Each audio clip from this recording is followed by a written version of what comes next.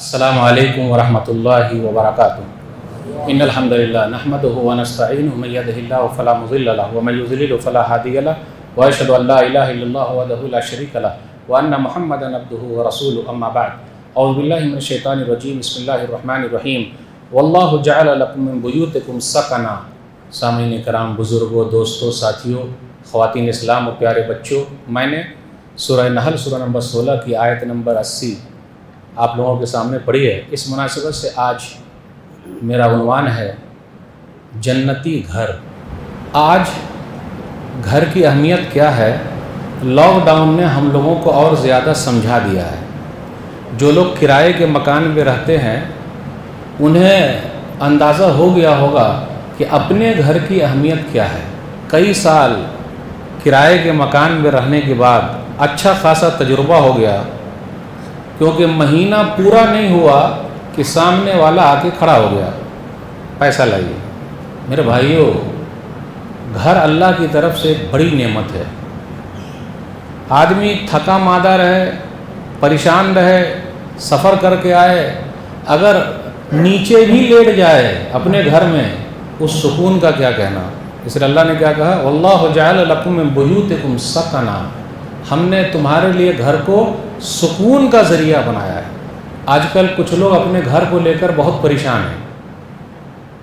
بہترین محل بنا ہوا ہے لیکن سکون ہے ہی نہیں۔ آپ دنیا میں اپنے گھر کو جنت کیسے بنائیں گے، مولوی صاحب بتانے کی کوشش کر رہے ہیں، اللہ توفیق دے، آمین۔ ایک حدیث میں پڑھنا چاہتا ہوں، جس حدیث کے اندر ہے کہ جس کے پاس یہ 4 چیزیں ہیں اس سے بڑا خوش نصیب کوئی ہے ہی نہیں۔ ہم اور آپ غور کریں کہ یہ 4 چیزیں ہمارے پاس ہے۔ صحیح الجامع حدیث نمبر 887، اربع من السعادہ، بڑا خوش نصیب ہے وہ، بڑا اچھا ہے وہ، اللہ کا شکر ادا کرے۔ کون؟ جس کے پاس المرأۃ الصالحہ، نیک بیوی ہے، اللہ والی جس کے پاس ہے۔ اب اللہ والی کا مطلب کیا؟ ایک تو اللہ والی، ایک حلہ والی، ایک نلہ والی، یہ 3 جملے ہیں۔ مولوی صاحب اس کی تشریح کریں گے۔ اللہ والی مطلب بڑی نمازی ہے، پردے کی پابند ہے۔ یہ الگ بات ہے کہ ذرا غصے والی بھی ہے، لیکن اللہ والی ہے نا، بھائی نماز کی پابند ہے، قرآن کی تلاوت کر رہی ہے۔ اب اس کے علاوہ کیا چاہیے؟ تو کچھ دوسری چیزیں برداشت کرنی ہے کہ نہیں کرنی ہے؟ نیک بیوی جس کو مل جائے۔ نمبر 2، والمسکن الواسع، لمبا چوڑا جس کا گھر ہو، مہمان خانہ بھی ہے، گاڑی رکھنے کی جگہ بھی ہے، بچے لوگوں کے لیے الگ الگ رومز بھی ہیں۔ کتنے کے پاس وہ بھی نہیں ہے؟ بڑا خوش نصیب ہے وہ، محل ہے جس کے پاس۔ میرے بھائیو، اللہ کا شکر ادا کرنا۔ نمبر 3، والجار الصالح، جس کا پڑوسی بھی اچھا ہو۔ اب یہاں رکیے گا، پڑوسی اچھا ہو۔ آج کل ہمارے اور آپ کے بڑے مسائل ہیں۔ اگر ہمارے گھر کا کچرا پڑوسی کے دروازے پر نہ ہو اور عائشہ کا جھگڑا حفصہ سے نہ ہو تو ناشتہ ہی ہضم نہ ہو اور کھانا ہی ہضم نہ ہو۔ لوگ بولتے ہیں کہ مولوی صاحب، کچھ لوگ بولتے ہیں کہ آپ ہنساتے رہتے ہیں۔ نہ میں ہنساتا ہوں نہ میں پھنساتا ہوں، آئینہ دکھاتا ہوں۔ ایک مرتبہ ایک عورت اپنے گھر سے بیلن لے کے نکلی، بیلن روٹی بیلتے ہیں نا، لے کے نکلی اور دوسرے پڑوسی کے گھر میں گھس گئی۔ تو ان کے شوہر نے کہا، کہاں جا رہی ہو؟ کل بھی آپ گئی تھی اور آج بھی آپ جا رہی ہیں۔ تو کہا، کل سیمی فائنل تھا، آج فائنل ہے، اس لیے بیلن لے کے جا رہی ہوں۔ تو یہ پڑوسی کے ساتھ اگر ہمارے تعلقات اچھے نہیں رہیں گے، بڑے مسائل ہیں میرے بھائیو۔ جس کا بھی اچھا پڑوسی ہے بہت فائدے میں ہے۔ اب آخری چیز، والمرکب الحنی، جس کے پاس آرام والی سواری ہے۔ یہ آرام والی سواری بائک ہے، اللہ کا شکر ادا کرے۔ سائیکل ہے، اللہ کا شکر ادا کرے۔ بھائی سائیکل سے اچھی تو بائک ہو گئی، اس سے اچھی گاڑی ہو گئی۔ اب کسی کے پاس اے سی والی گاڑی نہیں ہے تو اس سے اچھا ہے نا بھائی، جن کے پاس اے سی والی ہے۔ اب اے سی میں بھی خاص خاص جگہ پہ اے سی، گرمی نہیں لگنی چاہیے، بہترین ہے، جب چلے تو ہیلے ہی نہیں کہ چل رہی ہے، آرام والی۔ اس سے بڑا خوش نصیب کون ہو سکتا ہے میرے بھائیو؟ اس لیے یاد رکھیے گا، جنتی گھر، مثالی گھر وہ ہے جس کو اللہ نے بڑا گھر نصیب کر دیا ہے، بڑا خوش نصیب ہو۔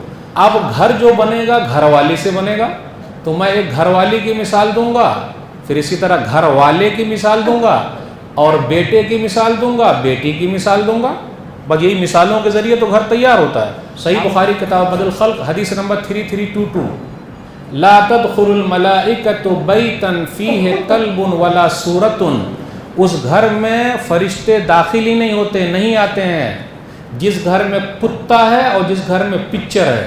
اب کتا ہے تو کیا ہوا؟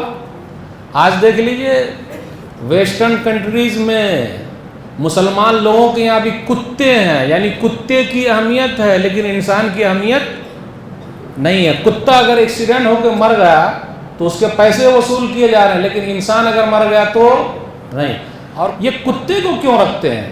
مسلمانوں کو کتا اپنے گھر پہ نہیں رکھنا ہے. ہاں یہ الگ بات ہے، کچھ شکاری کتا ہے، کھیتی باڑی کو دیکھنے کے لیے ہے، پھر سکھایا ہوا ہے، وہ ایک الگ مسئلہ ہے، لیکن گھر کے اندر شوق کے لیے کتا پالنا نہیں ہے. اور جس گھر کے اندر بھی کتے ہیں وہاں رحمت کے فرشتے نہیں آتے. نمبر 2، جس گھر میں پکچر سب لگی ہوئی ہے، پکچر مطلب بالی ووڈ، ہالی ووڈ، پھر اسی طرح میرے باپ دادا یہ تھے، اس کی فوٹو دیکھیے لوگ آفسوں میں لگا کے رکھے ہوئے ہیں، گھروں میں رکھا، میرے بابا ایسے تھے، میرے دادا ایسے تھے، میرے بھائیوں بابا دادا سب اچھے تھے، رحمت کے فرشتے آپ کے اس روم میں داخل ہی نہیں ہوں گے. اگر رحمت کے فرشتے کو بلانا چاہتے ہیں تو جتنی پکچریں لگی ہوئی ہے سب کو نکال دیجیے. کھلاڑی کا کچھ لوگ رکھتے ہیں، کرکٹر کو لوگ بہت پسند کرتے ہیں، یہ دھونی کٹ بال تو وہ کٹ بال تو وہ بال تو یہ والی بال تو یہ فٹ بال، اس کے کھلاڑی سے یہ باسکٹ بال، سب کا رکھتے کہ نہیں رکھتے گھر میں؟ بڑے بڑے فوٹوز لگا کے رکھے ہوئے ہیں. رحمت کے فرشتے نہیں آئیں گے. پہلی فرصت میں نکال کے بھگا دیجئے، ہٹا دیجئے سب کو. ایک بڑے کرکٹر نے کہا کہ جب سے میں نے یہ حدیث سنی ہے میں نے اپنے گھروں سے سب کو نکال کے ہٹا دیا ہے، کیونکہ رحمت کے فرشتے نہیں آئیں گے تو پھر مسئلہ ہی گڑبڑ نہ ہو جائے گا. فرشتے آپ کے گھر میں گھسنا چاہتے ہیں اور آپ ان کو بھگانا چاہتے ہیں. جنتی گھر وہ ہے جس میں رحمت کے فرشتے آئیں. جنتی گھر کون ہے؟ سکون والا گھر کون سا ہے؟ جس گھر سے قرآن کی آواز آئے.